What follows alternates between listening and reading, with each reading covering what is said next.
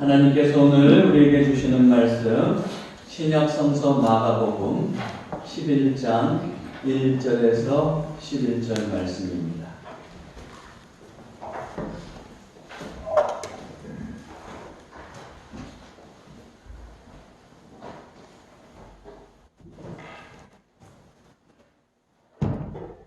이 계시의 말씀을 한 절씩 교독하겠습니다. 그들이 예루살렘에 가까이 와서 감람산 벳바게와 베다니에 이르렀을 때에 예수께서 제자 중 둘을 보내시며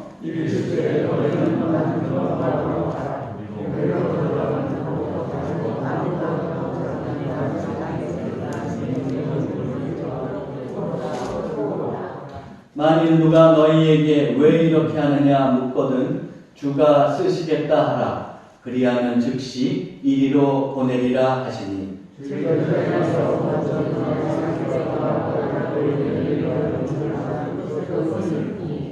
거기서 있는 사람 중 어떤 이들이 이르되 나귀 새끼를 풀어 무엇 하렸느냐 하매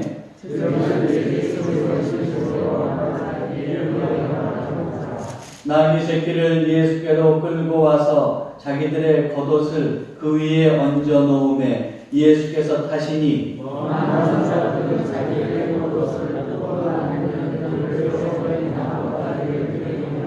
앞에서 가고 뒤에서 따르는 자들이 소리 지르되 호산나 찬송하리로다 주의 이름으로 오시는 이여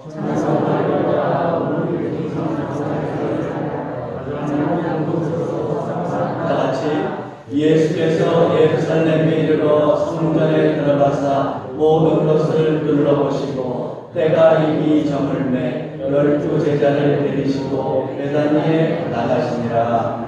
아멘.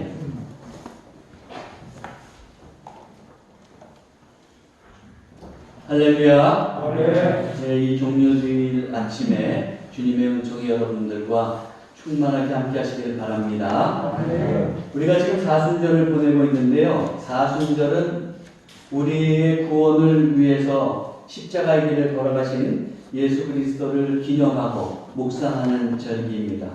사순절은 부활절까지 이제 계속되는데 주일을 제외한 40일 동안 이어집니다. 그러니까 실질적으로 따지면은 40일이지만 주일까지 치면은 더 되겠죠. 주일을 제외하는 이유는 매 주일은 작은 부활절이기 때문에 주일은 제외되게 되어 있습니다. 특히 부활절 전 한 주간은 이제 그리스도의 십자가의 길을 더 집중적으로 묵상하는 고난주간으로 지내게 됩니다. 다음 주일이 부활절이니까 이제 우리도 이번 한 주간을 이제 고난주간으로 보내게 됩니다. 오늘은 종료주일인데 종료주일은 예수님께서 십자가의 길을 가시기 위해서 예루살렘에 입성하시죠. 그것을 기념하는 주일이 바로 종료주일입니다.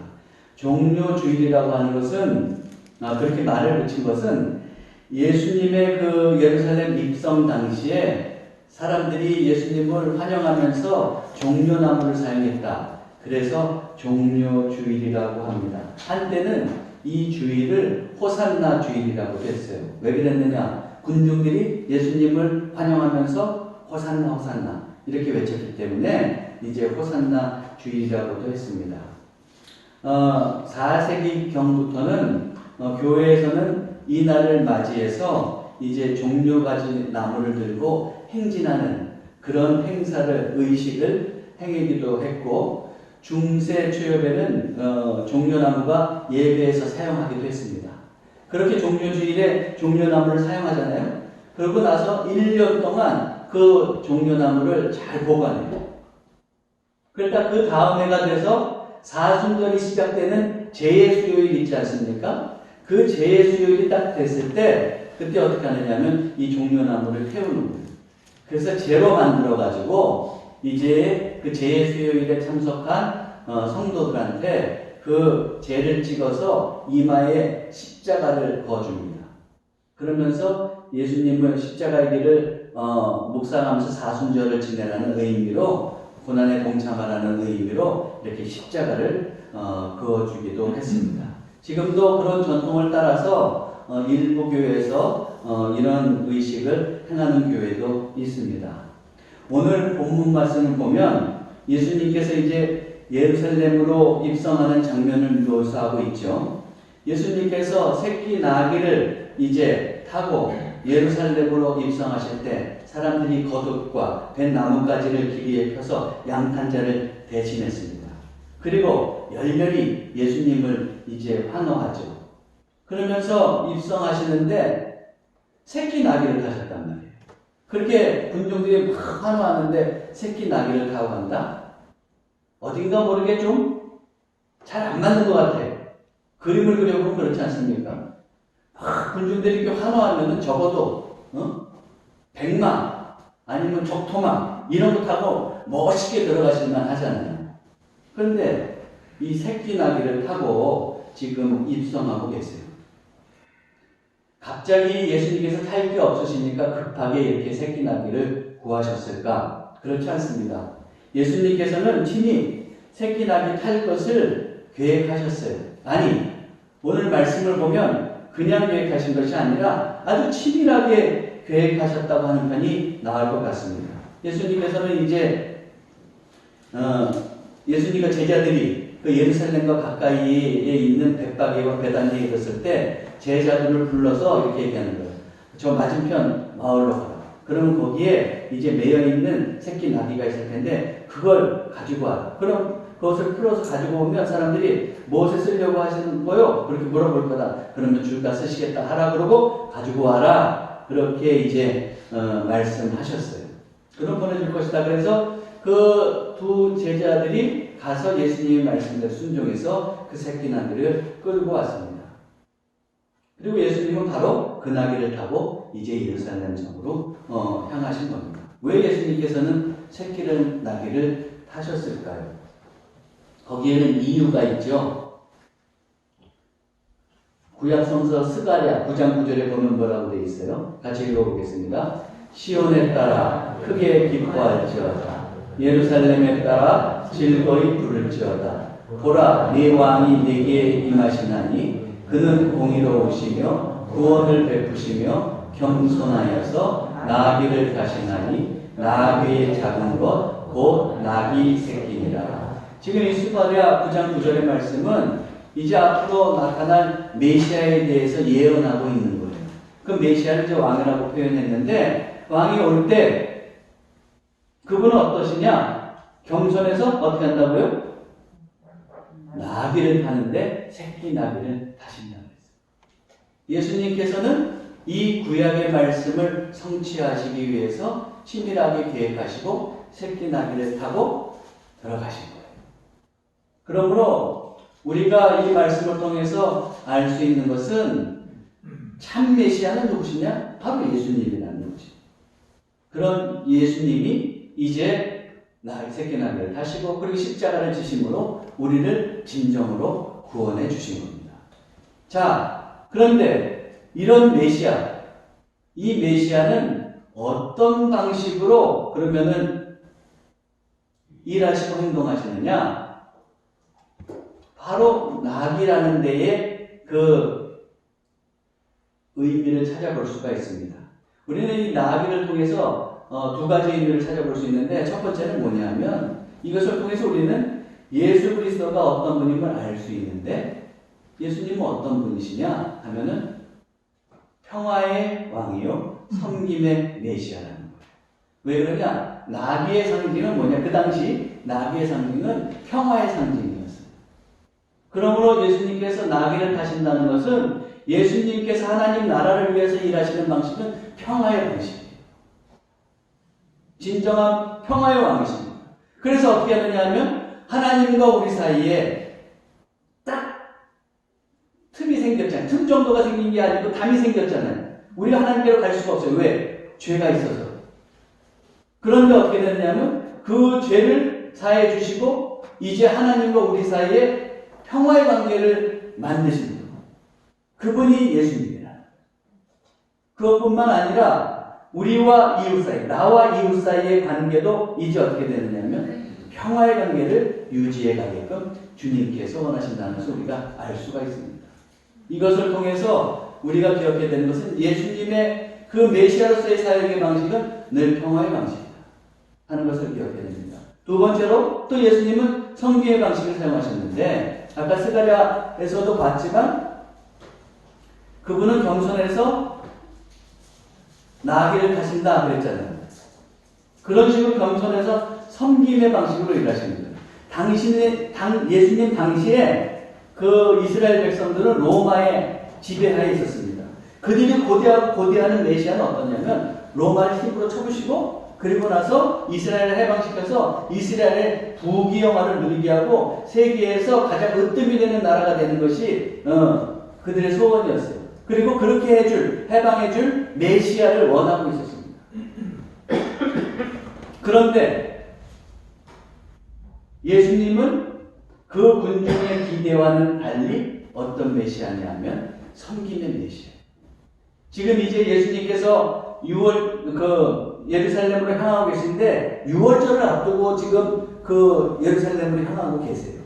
그런데 이 6월절이 되면 어떻게 되느냐면 그 로마 지역에서 지금 총독이 대신 와서 다스리고 있잖아요. 근데 총독은 보통 가이사랴라고 하는 그 지역에서 머물고 있다가 이렇게 큰 절기가 되면 이제 예루살렘으로 옵니다. 혹시라도 소요가 일어날까봐 해서 총독이 직접 통제하기 위해서 오는 거예요. 특별히 이 6월절은 가장 큰 절기고 이 6월절에도 많은 그 소란이 있었어요.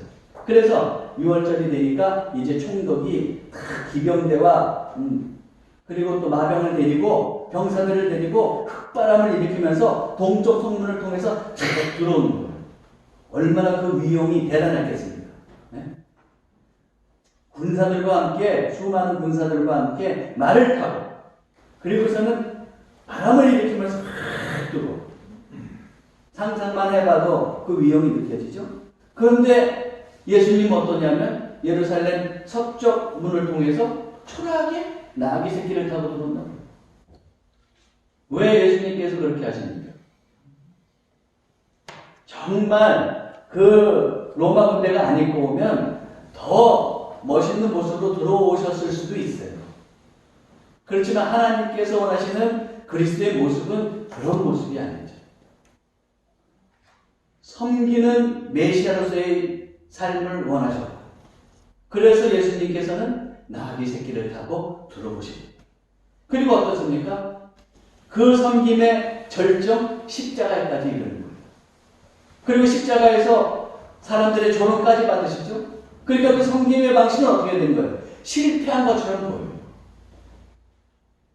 완전히 실패한 거예요. 겉눈으로 보기에는. 그렇지만 어떻게 합니까? 그런 섬김을 통해서 온전히 자기 몸을 바치고 그리고 피를 흘리고 그것을 통해서 그 피 흘림을 통해서 우리를 구원해 주시는 섬김의 방식으로는 결국 우리를 구원해 주시고 그것을 통해서 하나님의 승리가 이루어지는 것.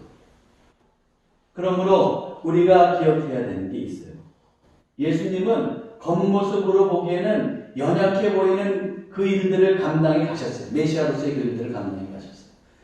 눈으로 보기에는 나약해 보이는 모습이었지만 그분의 평화의 방식과 섬김의 방식을 통해서 하나님께서 원하시는 우리의 구원을 이루시고 그리고 마침내 사단의 세력을 이제 패하게 만드시는 겁니다.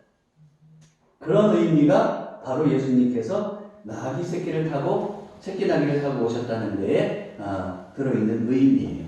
자, 두 번째로 또 예수님께서 이 나귀를 타셨다는 것에서 우리가 기억해야 될 의미는 어떤 거냐면 예수님께서는 보잘것없는 자를 통해서 하나님 나라를 이루어 가신다는 거예요. 예수님께서는 나귀 그것도 새끼 나귀를 타고 지금 들어가고 계시는데 그 나귀 새끼가 타려면 좀 어미 튼튼한 놈을 타지 왜 새끼 나귀를 타세요? 예수님 참 짓궂으시다. 나귀를 얼마나 괴롭히려면 그 새끼 나귀를 타신다 그렇게 생각할 수도 있지만 여러분 보세요. 그 연약한 새끼 나귀지만 예수님께서 타고 가실 때 쓰임 받잖아요. 거기에 의미가 있는 거예요. 3절을 보면 제자들에게 이렇게 얘기하셨어요. 예수님께서. 이제 그 새끼 나귀를 데려오라고 하시면서 뭐라고 말씀하셨느냐. 만일 누가 너희에게 왜 이렇게 하느냐 묻거든 주님께서 뭐라고 말하라고 하셨어요? 주가 쓰시겠다 하라. 그리하면 즉시 이리로 보내리라 하십니다. 주님께서 쓰시고 새끼 나귀를 쓰시기로 작정하니까 연약해 보였던 새끼 나귀도 주님의 쓰임을 받게 되죠. 바로 거기에 우리의 포인트를 둬야 됩니다. 연약한 우리. 때로는 우리도 새끼 나귀처럼 연약한 존재예요. 그런데 주님께서도 나를 하나님 나라를 위해서 일꾼으로 쓰시겠다고 하면 능히 감당하시도록 능력을 주시는 거예요. 아멘. 때로는 우리 정말 어떤 분들은 자기 자신을 별 볼 일 없는 존재라고 생각하는 분들도 있을 겁니다. 아니면 또 그 정도는 아니지만 내가 해봐야 무슨 주님이 하겠어. 그냥 평범하게 사는 거지. 그렇게 생각할 수 있어요. 그렇지만 주님께서는 우리를 구원하시고 우리가 하나님 나라의 일꾼이 되기를 원하세요. 그리고 우리가 그 부름에 응답해서 결단만 하면 연약하지만 하나님께서 우리를 들어쓰실 수가 있는 거예요. 연약한 것, 초라한 것, 그 문제가 되지 않습니다. 돈이 없어도 문제가 되지 않아요. 지위와 학력이 문제가 되지 않습니다. 성별과 연령이 문제가 될 수 없어요. 건강이 문제가 되지 않아요. 주님의 일을 하겠느냐고 하는 그 주님의 초대의 손길에 우리가 응답하기만 하면 주님께서 직접 들어서 우리를 쓰시는 거예요. 능력도 주시고 쓰시게끔 하시는 거예요. 제가 서울에서 한 교회에서 이제 중고등부 전도사를 할 때예요. 이제 신학기가 돼서 교사를 모집하는데 여자 권사님 한 분이 교사를 하겠다고 자원하셨어요. 당시 그분은 유방암 수술을 하고 그리고 이제 항암 치료를 하고 있었어요. 그때가 뭐 92년도니까 그때는 유방암으로 돌아가시는 분들이 많았어요. 지금은 뭐 의술이 발달해서 별 문제가 되지 않지만 근데 이분이 그렇게 유방암 수술하고 항암을 하니까 얼마나 기력이 없겠어요. 거기다가 60을 바라보는 나이였거든요. 그 당시에 60을 바라보는 나이는 굉장히 이렇게 좀 노년층으로 그렇게 생각할 때였잖아요. 지금은 뭐 70대도 젊은 분들이지만 여러분은 다 젊으신 분들이에요. 할렐루야. 자, 그런데 그분이 오셔서 교사를 하겠다니까 제가 고민이 된 거예요. 아니, 중고등부 하면 조금 그 애들하고 맞는 나이대의 사람이 하는 게 좋을 텐데 너무 연세도 많고 거기다가 또 저렇게 몸이 안 좋으니까 일들을 감당할 수 있을까? 주일날 빠질 때도 많을 텐데 고민이 된 거예요. 그런데 그분이 간절히 원해서 그러면 교사를 맡으시라고 그러고 이제 한 반을 중학교 1학년 반을 맡겨드렸어요. 그런데 저는 제가 애초에 그렇게 걱정했던 게 기후였어요. 그분이 얼마나 열심히 하는지 몇 개월 되지 않아서 10명도 되지 않았던 그 반의 아이들이 얼마 지나지 않아서 20명이 넘어가는 거예요. 그리고 너무 많아지니까 이제 그 2학기 됐을 때는 다 감당할 수가 없어요. 그래서 분반을 시켜드렸습니다. 그리고 항암하면서 얼마나 힘들어요. 그럼에도 불구하고 이를 악물고 내가 쓰러져도 교회 가서 쓰러지라 그런 마음으로 주일에 와서 봉사를 하셨어요. 그렇게 하다 보니까 그분이 한 주도 빠지지 않으셨어요. 하나님께서 할 수 있는 능력을 주시는 거죠. 거기다가 그분 가정이 굉장히 형편이 어려웠는데 얼마나 어려웠느냐면 그 아들이 저한테 이런 고백을 했거든요.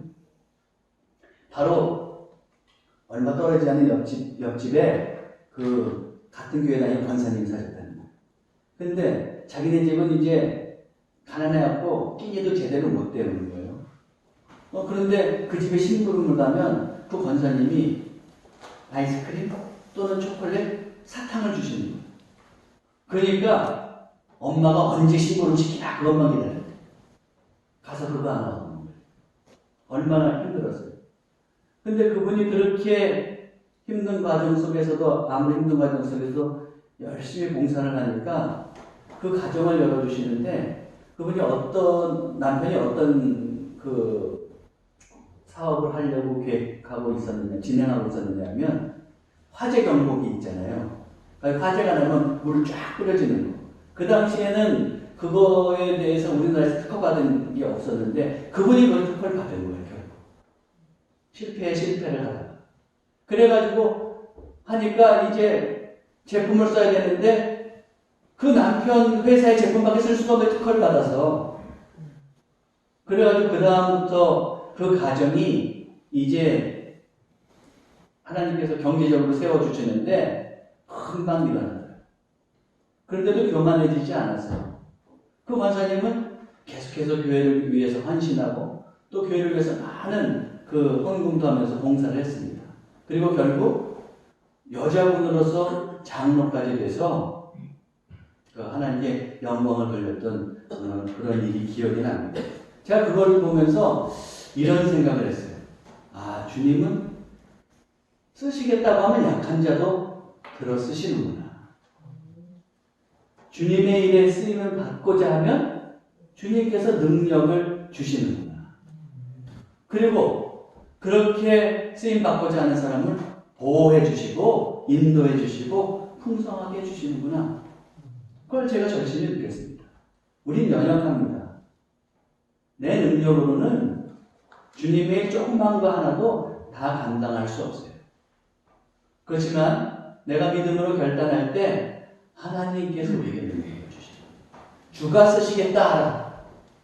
그 말씀에 응답하면 주님께서 쓰시는 거예요. 여러분도 이 종료주일에 연약하지만 주님으로부터 능력을 받고 들어 쓰심을 받는 귀한 삶이 되시기를 바랍니다.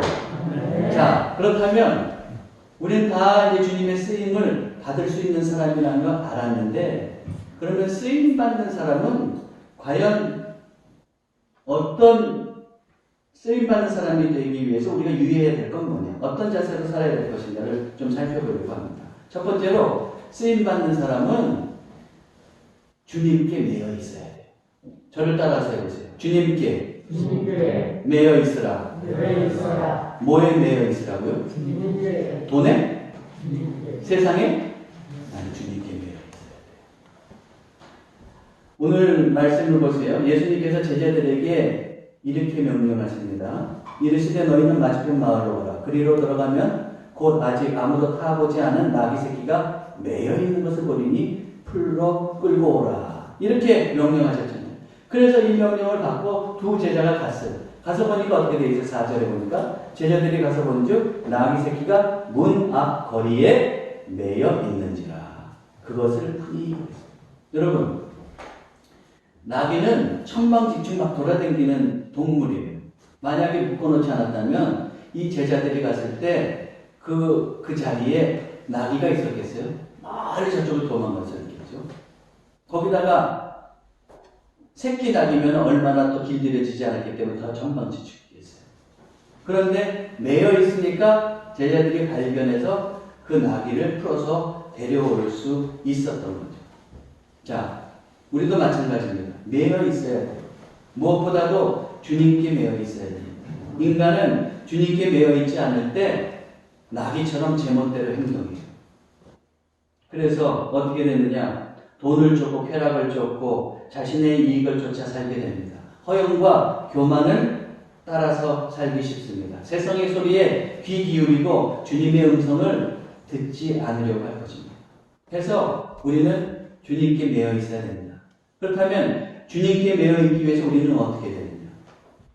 우리가 매주 성실하게 진심을 다해서 성심을 다해서 예배하는 것, 이게 바로 주님께 매여 있는 일이에요. 또 매일매일 어떻습니까? 말씀과 기도로 살아가는 것, 그런 경건 생활을 하는 것, 그것이 바로 주님께 매여 있도록 하는 삶이에요. 그러면서 말씀을 받고 그리고 말씀에 응답해서 기도하고 그 말씀을 가지고 세상에 나아가게 될 때 우리는 주님에 매여 있는 일꾼으로서 살게 되는 거예요. 그러면서 우리는 어떻습니까? 세상을 따라가지 않고 주님의 뜻을 따라서 살 수 있는 겁니다. 사랑하는 성도 여러분, 우리도 예수님을 본받아서 평화의 사람, 섬김의 사람으로 하나님 나라를 향해 나아가야 될 텐데, 그러기 위해서 먼저 주님께 매여 있어서 쓰임받는 사람이 되시기를 바랍니다. 두 번째로 주님의 쓰임을 받는 사람은 마음이 깨끗해야 돼요. 마음이 깨끗해야 합니다. 따라해보세요. 마음을 깨끗이 하라. 마음을 깨끗이 하라. 예수님은 제자들에게 어떤 나귀를 데려오라고 하셨어요? 2절에 보니까 이르시되 너희는 맞은편 마을로 가라. 그리로 들어가면 곧 아직 아무도 타보지 않은 나귀 새끼가 매여 있는 것을 볼 거다 그랬어요. 나귀 새끼인데 아무도 안 타봤어. 예? 새끼니까 안 타봤을 수도 있겠지. 근데 여러분 보세요. 나귀가 커가지고 막 사람들 태우고 다니는 나귀라 그러면 닳고 닳았을 거예요. 닳고 닳으면 어떻게 돼요? 교묘하게 그 한 사람을 이용해서 요령을 피우고 심지어는 고집도 부릴 겁니다. 이렇게 보니까 사람이 내 말을 듣대? 그러면서 머리 굴리면서 제 맘대로 하려고 할 수도 있어요. 근데 예수님은 아직 아무도 타보지 않은 나귀 새끼를 데려오라고 하는 거예요. 그걸 다시 했다고 하는 거예요. 아무도 탄 적이 없는 나귀 새끼는 새 주인의 지시에 따라서 순전하게 움직일 겁니다. 우리도 마찬가지예요. 주님의 일을 할 때 우리는 세상에 닳고 다른 그런 사고방식을 가지고 있을 때 주님의 일을 제대로 감당할 수가 없습니다. 결국 그는 처음에는 주님의 일을 하는 것 같지만 변질되고 말 겁니다. 온전히 깨끗한 마음으로 주님의 뜻을 받아들이고 순종할 수 있어야 됩니다. 제 친한 후배 목사님이 이제 캐나다로 이제 목회하러 갔어요. 그래서 한 교회에 이제 부목사가 됐는데 거기에서 이제 목회를 하는데 보니까 예배 때마다 목사님이 설교하면 아멘을 가장 크게 하는 그런 아멘 권사님이 계신 거예요. 얼마나 아멘을 잘하는지. 근데 보통 아멘을 잘하시는 분들 보면은 믿음이 어때요? 믿음이 그래도 괜찮죠? 네, 믿음이 좋습니다. 그래서 저분 참 믿음이 좋으신 분이구나 그렇게 생각을 한 거예요. 그런데 이제 처음 이렇게 한국에서 목사가 왔으니까 또 권사님이 와가지고 목사님 자동차 필요하시죠? 중고차라도 사셔야 되죠? 그러면은 제가 좀 도와드릴게요. 중고차 값을 주세요. 제가 좋은 차 보겠습니다.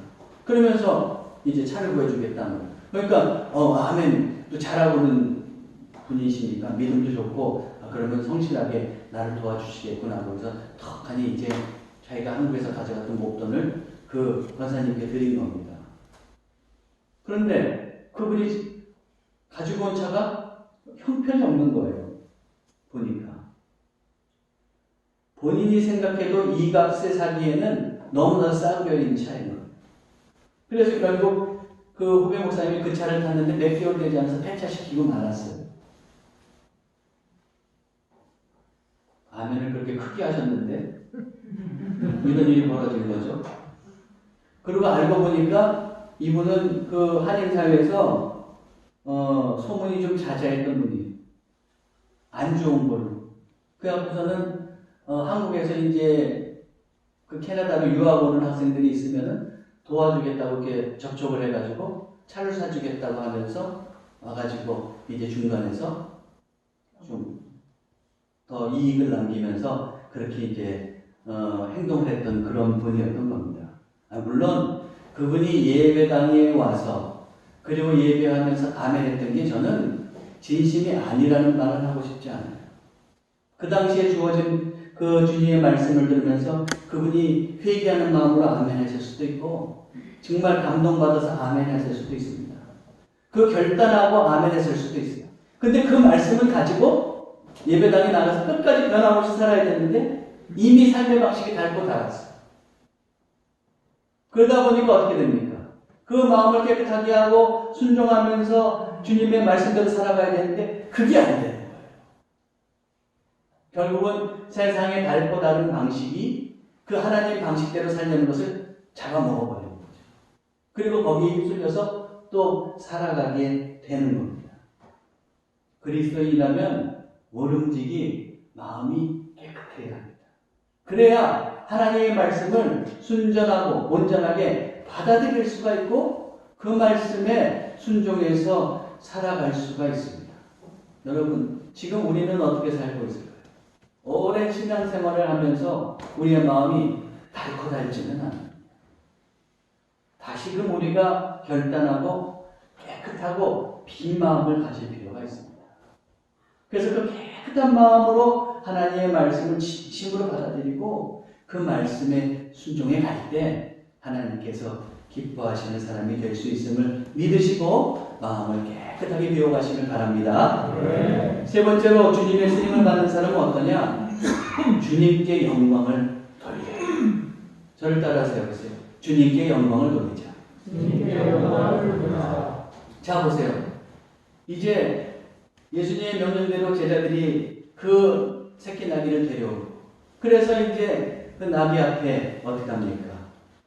겉옷을 깔고 그리고 등 위에도 깔았죠. 겉옷을 얹어놓고 그러니까 또 군중들은 그 앞에 이제 뭐 나뭇가지와 겉옷을 놓으면서 양탄짝같이 만드는 거예요. 그러면서 하여튼 타고 가는데 그렇게 타고 갈 때 군중들이 어떤 반응을 보여요? 지금 8절에서 10절 한번 보세요. 많은 사람들은 자기들의 겉옷을 또 다른 이들은 들에서 벤 나뭇가지를 길에 펴며 앞에서 가고 뒤에서 따르는 자들이 소리 지르되 호산나 찬송하리로다 주의 이름으로 오시는 이여 찬송하리로다 오늘 우리 조상 다윗의 나라여 가장 높은 곳에서 호산나 하더라. 자, 이렇게 그냥 환호하는 거예요. 환호하면서 지금 환호하는 군중 사이를 이 새끼 나귀가 예수님을 등에 태우고 지금 가고 있는 거죠. 자, 그러면 지금 이렇게 군중들이 환호하고 하고 있는 것은 누구에게 영광을 돌리고 있는 겁니까? 예, 하나님께 영광을 돌리고 우리 예수님께 영광을 돌리는 거죠. 주님, 메시아신 예수님께 영광을 돌리는 거란 말이에요. 근데 덩달아 예수님을 모시고 가면서 이 새끼 나귀도 영광을 받는 거예요. 그렇지만 실질적으로는 누가 영광을 받아야 되는 거냐면 우리 주님이 받아야 되는 거예요. 그 자기가 영광 받는 거라고 생각하면 그때 문제가 되는 거죠. 이와 마찬가지로 우리가 주님의 일을 하다가 보면 주님께서 내게 능력을 주세요. 그래서 우리가 주님의 일을 잘 감당할 수 있어요. 그러다 보면 사람들의 칭송을 받을 수도 있어요. 그렇지만 그걸 실질적으로 이루신 분은 누구예요? 하나님이시죠. 하나님이 영광을 받으셔야 돼요. 그런데 좀 주님의 일을 하면서 잘 되고 또 내가 믿음의 사람으로 산다고 그러면서 칭찬을 받다가 보면 사람이 정말 내가 위대한 줄 알아요. 내가 믿음이 좋은 줄 알아요. 그러다가 어떻게 되는 줄 알아요? 믿음이 좋던 성도가 변질되는 거예요. 위대한 일을 한다. 또 주님의 잘 사역을 감당한다는 목사님이 어떻게 되는 거예요? 변질되는 겁니다. 바로 그때 영광은 우리 하나님이 받으셔야 된다는 것을 분명히 깨달을 때 우리는 자기의 위치를 망각하지 않게 됩니다. 여러분, 우리가 주님의 도우심으로 무슨 일을 이제 귀하게 결실을 맺고 가잖아요. 그러면 꼭 사탄이 방해해 옵니다. 방해해 오는 건 또 두 가지로 방해해 오는 거예요. 하나는 그 가는 길을 자꾸 막는 거예요. 그러면서 막 못하게 만드는 거예요. 그런 경우도 있지만 또 한 경우는 어떠냐면 잘한다.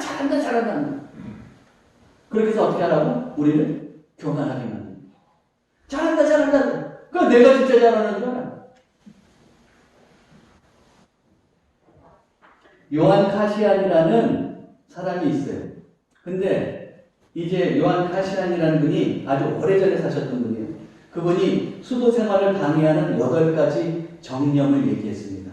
그 8가지는 뭐냐면 이런 거예요. 먼저 탐식, 그 다음에 음욕, 그 다음에 탐욕, 그 다음 분노, 슬픔, 나태, 허영, 교만입니다.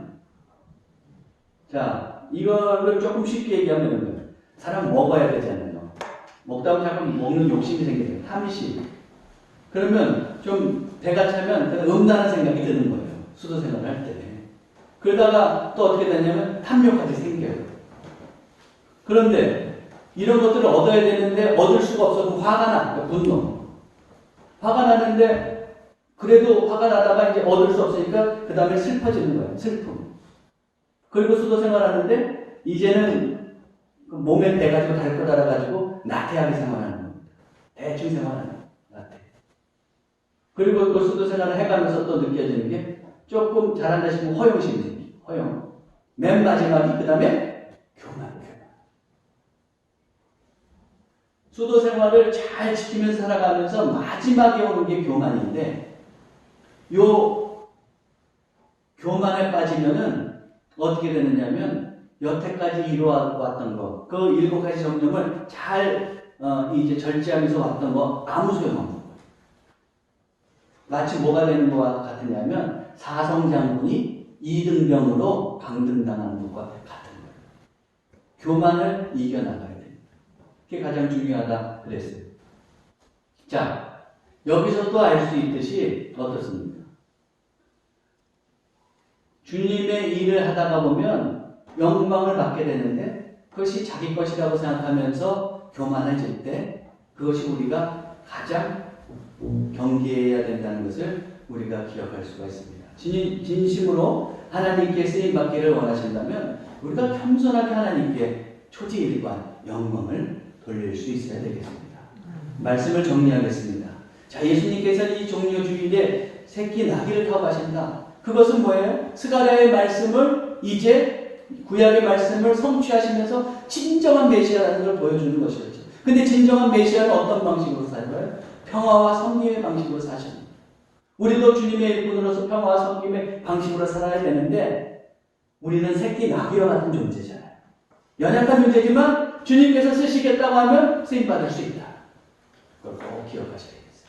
쓰임받을 때 우리는 어떻게 쓰임받아야 돼요? 쓰임받기 위해서는 주님께 매여 있어야 됩니다. 마음이 깨끗해야 돼요. 그리고 어떻게 해요? 겸손해서 주님께 영광을 돌리는 자세로 살아갈 수 있어요. 그때 주님께서 우리를 귀하게 여기시고 기쁘게 여기시고 또 하나님 나라를 위해서 귀한 일에 쓰임받게 하실 겁니다. 모쪼록 이런 쓰임받는 삶을 통해서 하나님께 귀한 영광을 돌리는 삶이 되시길 주님으로 축원합니다. 기도하겠습니다. 주님, 나귀 새끼처럼 연약한 저희들도 부르시고 위대하게 쓰시고자 하시니 감사합니다. 이 자리에 모인 주님의 자녀들, 그런 주님의 뜻을 믿음으로 받아들여 주님의 나라를 위해 헌신하는 삶을 살게 해 주옵소서. 쓰임받는 자로서 주님께 매여 있게 하시고 마음을 깨끗하게 하시고 주님께 영광 돌리는 삶이 되게 해 주옵소서. 그리하여 그의 삶이 더욱 복되고 빛나게 해 주옵소서. 우리 주 예수 그리스도의 이름으로 기도하옵나이다.